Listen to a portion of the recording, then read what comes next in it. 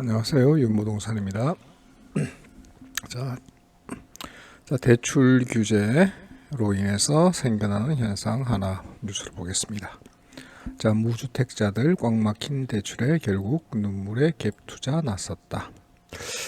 자, 갭 투자라고 하는 것은 알고 계시는 내용이지만 전세를 안고 나머지 부분을 자신의 가용 현금으로 아파트를 구매하는 경우를 말합니다. 많은 분들이 이 갭 투자를 다주택자들이 한다라고 생각들을 하시는데, 실제는 갭 투자자 중 무주택자 비중은 64.7%다. 나머지 35.3%도 사실상 집을 갈아타실 분들 또는 소형주택을 가지고 계시면서 좀 더 상급지로 이동을 원하시는 분, 물론 1주택자 있으면서 공시지가 1억 이하짜리를 투자하시는 분들도 그 30몇 %에는 포함이 되겠죠. 자, 그러면 무주택자들이 왜 갭 투자를 할 수밖에 없느냐? 집값은 계속 오르죠. 정부 대출 조이기에 영끌이 막혔다. 영끌이라는 말도 좀 저는 안 좋아하는 말이긴 하지만 무주택자들은 이제 갭 투자 말고는 대안이 없어집니다.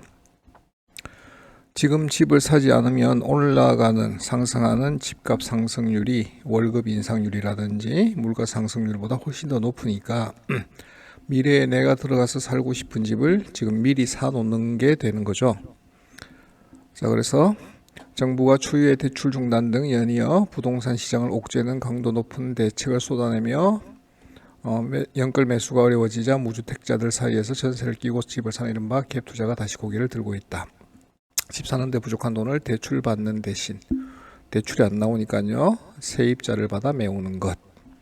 앞으로 집값이 더 오를 것이라는 불안감에 갭 투자 형식으로라도 내 집을 사는 사람이 많아지게 된다. 근데 원래 갭 투자라고 하는 것은 대출을 하지 않고 좀 더 상급지의 집을 미리 사놓는 경우가 대부분 많죠.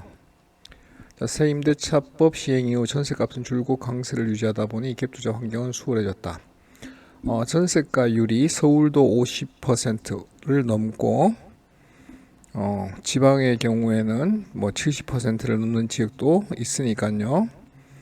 집값이 예를 들어 10억이라면 3억을 내 돈을 들고, 물론 3억도 적은 돈은 아니지만 10억짜리 집을 7억에 전세를 주고 매수를 할 수 있는 거죠. 그래서 나머지 부분들은 돈을 꾸준히 열심히 또 모아질 때 그 세입자를 내보내고 내가 들어가서 살 수 있는, 그때쯤 되면 그 집값이 현재 10억보다는 훨씬 더 높아져 있을 확률이 더 높다라는 부분도 갭 투자를 할 수밖에 없는 그런 상황인 겁니다. 여전히 남의 집에 살면서 자금 부족으로 내 집에는 못 들어가는 눈물의 갭 투자가 된다. 자, 전세 불안에 무주택자 갭 투자가 꿈틀거리고 있다.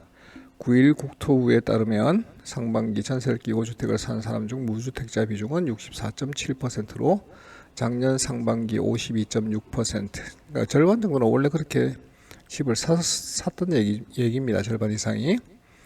자, 갭 투자자 중 무주택자가 차지하는 비중은 지난해 상반기 52.6에서 64.6%로 올 상반기 64.7%로 급증하는 중이다. 64.6에서 64.7, 0.1% 상승했네요. 갭 투자는 전세 보증금을 낀 매매 거래로 매매 가격이 10억 원인 아파트 7억 전세, 제가 방금 예를 든 글자가 그대로 나오네요.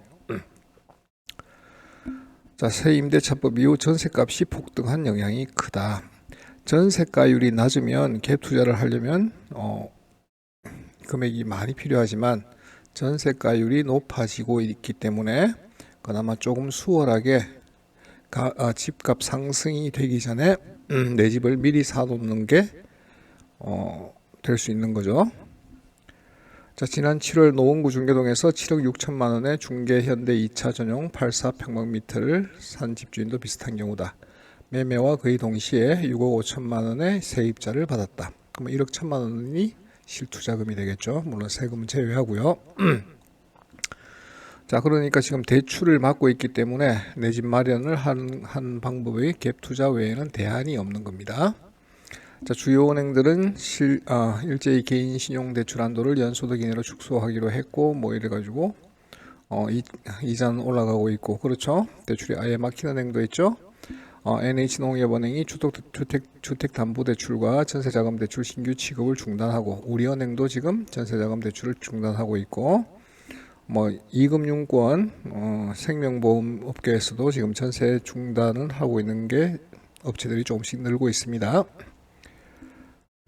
자, 무주택자의 갭투자 증가는 거주 불안에 대한 심리가 커지고 있음을 보여주는 지표다. 자, 각종 규제에 주택담보대출의 대출 한도 집값이 40% 이하로 줄었지만 그렇죠. 지금 주택담보대출 한도가 최대 4억으로 지금 묶여 있는 상황이고요. 9억 넘는 집은 20%밖에 LTV가 안 나오니까 전세가 공행진의 아파트값 전세가율은 대략 67%에 달한다. 자, 지금 현재 부동산은 자료 8월 기준으로 전국이 67%랍니다. 자, 주담대를 받아 집을 사려면 집값의 60% 이상 현금을 마련해야 되지만 갭 투자로 사면 30% 정도만 있으면 집값이 되니까 집을 마련할 수 있다. 다시 말해서 갭 투자를 할 수밖에 없는 이유가 그겁니다. 집값은 계속해서 상승을 하고 있고 이자율을 넘어선 상승. 그러니까 지금이라도 내가 내 소유의 집이 하나 있어야만 그 집값 상승에 대한 해지를 그 인플레이션에 대한 해지를 할 수가 있기 때문에 갭 투자로 지금 집을 사는 수밖에 없는 그런 상황이 된 겁니다. 자, 무주택자들은 주로 시세 차익을 기대하고 갭 투자는 다주택자와는 달리 나중에 실거주할 생각을 가지고 있는 경우도 많다가 아니라 대부분이 다 그런 경우겠죠. 자, 강서구의 한 아파트를 전세 끼고 사는 30대 박모 씨는 집을 산 탓에 전세 보증금도 부족해 몇 년간은 월세살이를 해야 하지만 불안감은 들었다. 집값 상승이 계속 올라가고 있는 그 불안에 대해서 자기 소유의 집을 하나 가지고 있기 때문에 그 집값 상승의 인플레이션을 해지할 수 있는 수단을 가진 것이죠. 자, 집값이 더 오르면 앞으로 다시는 집을 살 수 없을 것이라는 생각이 들어 너무 불안했다며 당장 현금은 부족하고 대출도 막혔지만 일단 빨리 구축 작은 아파트라도 사야겠다는 생각이 들어 갭 투자라도 할 수밖에 없었다라고 말했다.